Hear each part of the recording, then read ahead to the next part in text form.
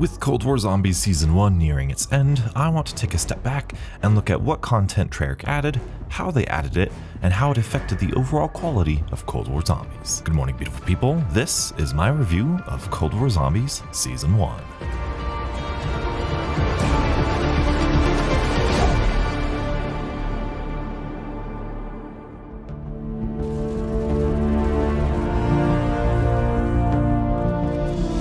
The first meaningful addition added for Season 1 was the implementation of new weapons in the form of the MAC-10 SMG and the Groza assault rifle, and later in the season, the Street Sweeper shotgun and some melee weapons. Unfortunately, I have yet to use the Street Sweeper shotgun, however, I have managed to play a few games with the MAC-10 and the Groza. My personal favorite between the two has to be the MAC-10. With its insane rate of fire, it makes unloading into a horde or absolutely shredding boss zombies one of the most satisfying things to do in the game mode. The Groza also has a faster fire rate, yet I can't help but feel it's a tad bit too similar to the FFAR, if not a little bit better. Something I have to mention is the fact that while the MAC-10 and the Groza were unlockable for free through the Battle Pass, the Street Sweeper shotgun is currently only unlockable through completing a challenge exclusive to the multiplayer mode. While it is a good thing that players don't need to spend money in order to gain access to the weapon, it is quite disappointing that the zombie exclusive players will need to head over to the multiplayer in order to unlock this content. I hope Treyarch decides to add some zombie-specific challenges not only for the Street Sweeper and melee weapons, but also for the MAC-10 and Groza once they're not available in the Battle Pass anymore. Overall, it was great to see an increase in that weapon count so early in the game's lifecycle, and it looks like Treyarch is going to continue the steady stream of content.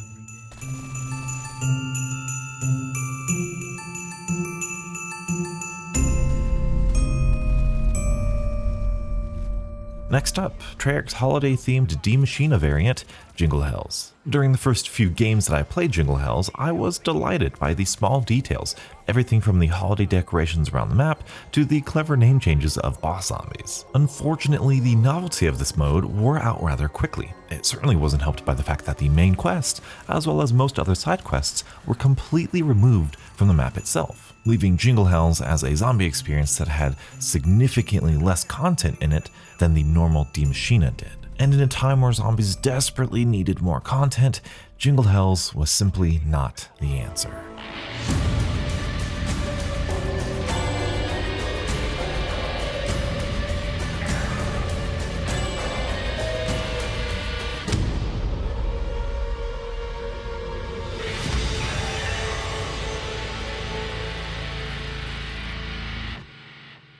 Cranked, on the other hand, was a surprisingly popular mode that presented players a significantly different gameplay experience that provided players a reason to keep coming back to the mode.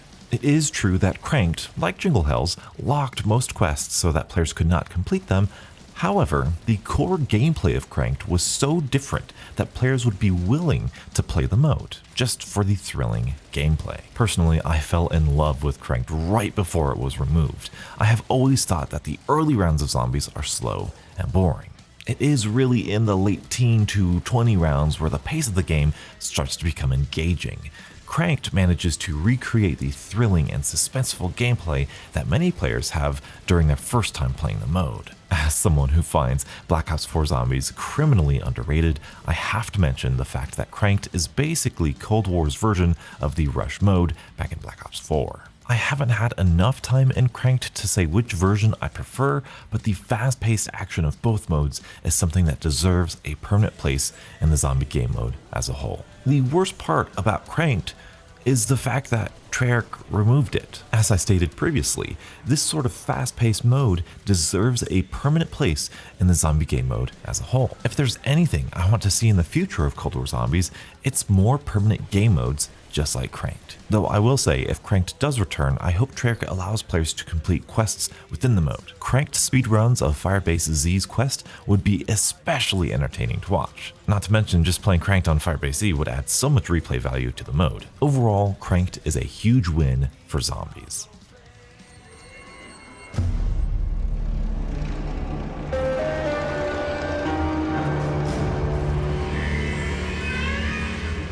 And that brings us to Firebase Z. There's entirely too much to say about this map in just this short video, but overall the map is a resounding success. The map layout is well developed, providing players with a multitude of camping and training strategies. The new Ray K Wonder Weapon is better than the DIE in D Machina, in my opinion.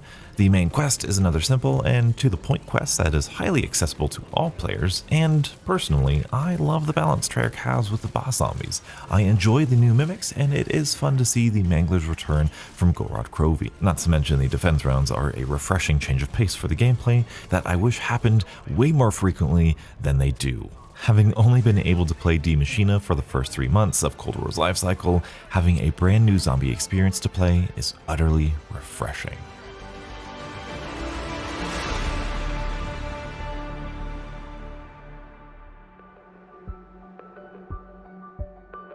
So let's take a look at my stats here at the end of Season 1. You can see I have barely touched multiplayer this year. I really have only played because of Beebs. You can see that I've had the most kills with the Gallo, as that was the only way I could unlock the Street Sweeper.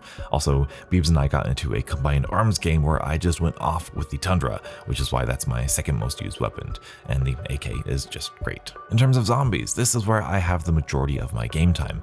The most used weapons are interesting because those weapons, especially the XM4, are weapons that I was using during those dark times back in Season 0, where the weapon XP was just so atrocious and it took ages to rank up weapons. I'll scroll past all my weapons, so if you're interested in the specifics of them, you can pause the video and see. There's nothing really too much to talk about in the leaderboards. My highest round on D Machina is 45 and my highest round on Firebase Z is 41.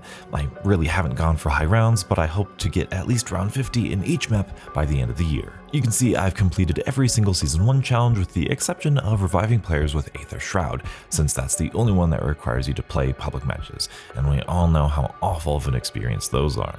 In terms of other challenges, I basically have completed them all, except for the intel for each map. I just need to watch some YouTube videos and power through those challenges. And finally, I have barely scratched the surface for my journey to Dark Matter. I do have a handful of weapons, maybe a dozen, that I have completed. Worth mentioning, I do have Plague Diamond launchers and special weapons. I'm very much looking forward to completing Dark Aether, and I'm enjoying the steady grind that it is.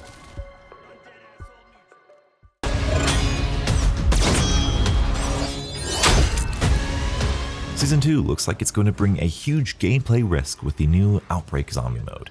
Personally, I'm not sure how to feel about the mode. On one hand, I would love to have yet another way to play zombies, but I'm not sure how well the zombies dynamics will play in an open world context. If this mode is successful, I could see this changing the zombie game mode akin to how Warzone changed the multiplayer mode. If it can create a deep and replayable gameplay experience that zombie players love, there is so much potential here. On the other hand, the public match experience for zombies is pretty awful, and if that is the only way to experience Outbreak, I really hope it can alleviate the major issues with public matches. We'll have to wait and see.